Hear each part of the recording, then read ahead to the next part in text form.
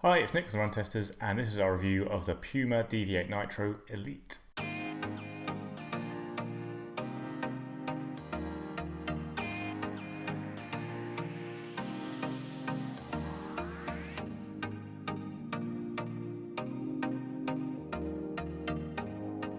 Puma's having a really great year. I think it's fair to say they've launched a whole new range of shoes, which have all been received pretty well to varying degrees, depending on which heel rub you got. And the Deviate Nitro Elite sits right at the top of the range.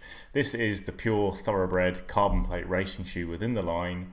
It's got a few upgrades compared to the Deviate Nitro, which is kind of a carbon plate trainer racer that's also available. But basically, it's top of the line, most expensive, the lightest, the fastest, the best. It's a shoe that obviously has got a bit more popular lately because Molly Sodell wore it to win bronze at the Olympic Marathon. It's very hard to get hold of, but it does cost £170 in the UK or $200/€200.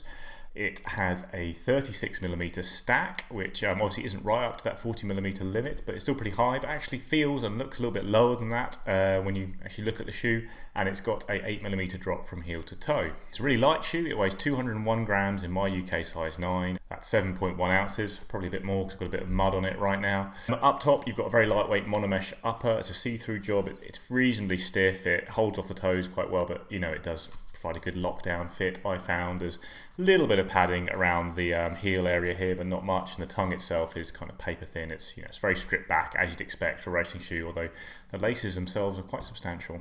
So the midsole is a elite version of Puma's Nitro foam. So Nitro in shoes like the Deviate Nitro and all those is basically a nitrogen-infused EVA foam.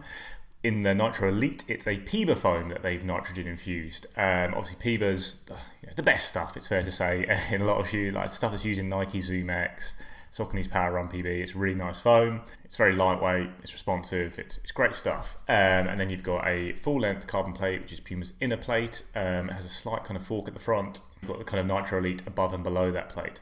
On the outsole, you've got quite a nice covering of rubber there. This is Puma's Puma Grip LT, so I guess just a lightweight version of the Puma Grip foam you found on the rest of the range. Puma Grip in general is a very good, grippy rubber that I've really found excellent on the other shoes, the kind of more training-focused shoes. And I will say the LT has really impressed me as well. It still grips really well. Obviously, I've taken this out in some unpleasant conditions, which is why it's not white anymore, and I've always had a pretty good grip with it. When it comes to the fit of the shoe, I've been very happy in my true to size, my usual size in this shoe, the same size I wear across the rest of the Puma range. But it is a closer, tighter fit, especially around the toe box, than the Deviate Nitro. It does feel a bit more racy to me in a sense, in that it does come a bit close to your toes, but there's still a decent amount of room there. You're not getting cramped or kind of unpleasant rubbing in the front. Now, obviously, problem with some of the Puma shoes, the Deviate Nitro and the Liberate Nitro in particular, has been rubbing around the heel. So this shoe, I would say, I haven't really had that problem. Very pleased about that. And the first run I did, and it was like 28k, and I didn't have any rubbing on the rumble. When I got back, I did see a small little kind of bit of rub on the back of my Achilles, like maybe a blister was going to form. But I carried on using the shoe. I used it for 60k in 4 days. I've done 2 really long runs. I've done about 96k in the shoe in total, and I haven't had significant problems. It's never really irritated my heel enough to even make me notice it on the run. Whereas with the Deviate Nitro, if I went round for over an hour, it did start to really irritate my heel quite a lot. So I think it's just generally just a tighter fit all round, but yeah, I haven't had huge problems with the fit at the heel in the Deviate Elite. And I guess because it's a shoe you probably use more sparingly than a trainer racer like Deviate Nitro, you might be able to get away with it. Still a slight concern. It is not the best heel design. Hopefully Puma will just completely get rid of this issue in the next version of all these shoes, but yeah, I haven't had any problems with the Deviate Elite. So I've been using the Deviate Nitro Elite in the kind of final few weeks of marathon training, and I've actually ended up using it more than I probably really expected, just because I've really liked running in it. I've done about 96k in the shoe. A lot of that has basically been hard workouts, quite long workouts, big marathon sessions, and it's really kind of impressed me. I'd say, overall, I've not looked at the shoe and thought, oh, this is amazing. Every time I've run on it, I thought, this is an amazing shoe. Sometimes you get that feeling with a super shoe, but when I look back at the kind of the sessions I've done in it, I've gone, wow, this is pretty legit. So I started with, if you've seen the first run video, I started with kind of a 28k session in it, doing kind of intervals and then a couple of 5ks, and that was the start of kind of a 4-day block of lots of running, lots of hard running. I did that session on the Saturday, I did a 15-mile long run on the Sunday, not in this shoe. Then I raced in this shoe a 5k on the Monday, and then I did a hard kind of 10 times 1k, and then a load of 200s track session in it on the Tuesday. So all in all, I used it for about kind of like 60k across 4 days, a lot of it fast stuff on tired legs. So kind of every time I started those runs, I was like, I don't feel up to it today. I feel a bit short, a bit tired here. And every time it kind of helped me key in and hold a good pace. And like I ran the 5k in a sub 16, which is a really good time for me. I've only done about 3 sub 16s. That 10 times 1k session, like the first k rep, I felt I'm tired. This is going to be a long day. I'm not sure I'm going to go here.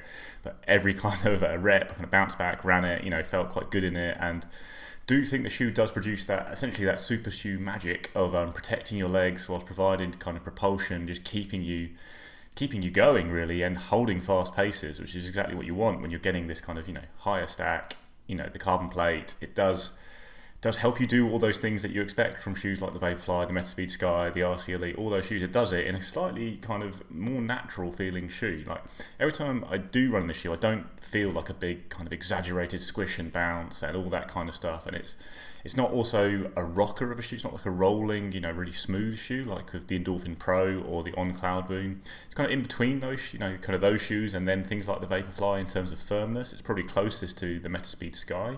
But even then, it's not quite as bouncy as that shoe. But like I say, it just gets it done. It feels stable. It feels fairly light, and it is very light. It feels very light on the foot, and it feels quite slightly more akin to old style racing shoes than the kind of modern super shoe.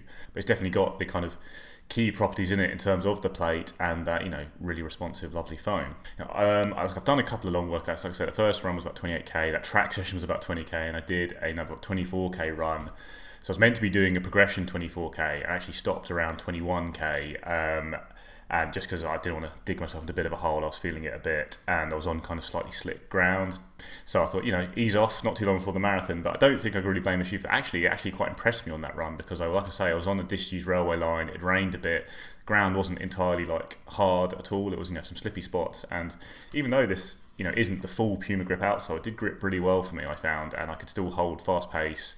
Like I went through the half marathon mark in 1:15, and the shoe felt like it was giving me a lot, even on not at all ideal ground. You do want the kind of tarmac to get the best out of the foam and the plate. So yeah, like I say, I never felt like I was reaching for a crazy super shoe when I was using it. It felt like a shoe I could use for quite a lot of training. But when I look back at the running I've done in it, I've been really impressed. And do think it offers a fairly nice kind of midway point between maybe if you're not really into the very high squishy super shoes, but also do want some of that magic, then maybe there's a decent option here in the Puma. So I think the Puma Deviate Nitro Elite is quite an easy shoe to underrate, and I think I'm guilty of that even after running 100k in it and doing loads of hard workouts and enjoying them and being impressed with it. It isn't.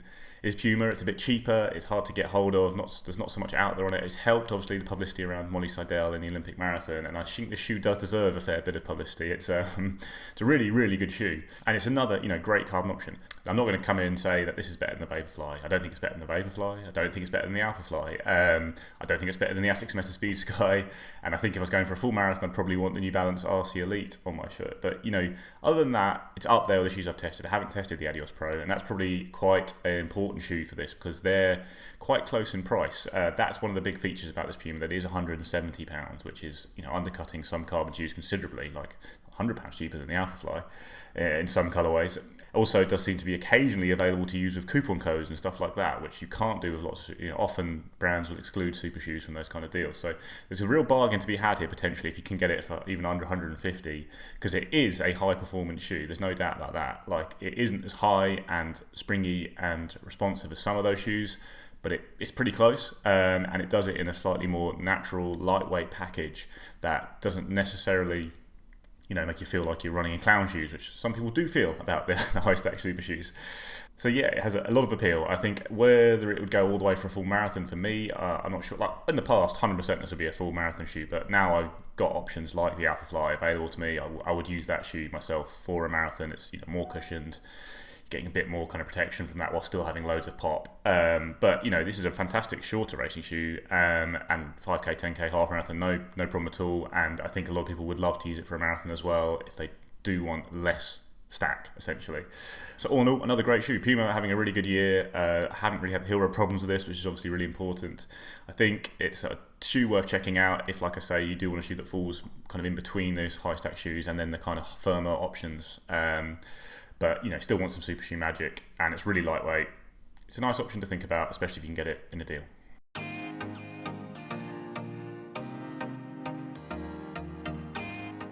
That's it, guys. That's our review of the Puma Deviate Nitro Elite. What do you think of Puma this year? Are you all excited about them as much as I am? Let us know in the comments below. Like, subscribe, ring the little bell, and yeah, we will see you next time.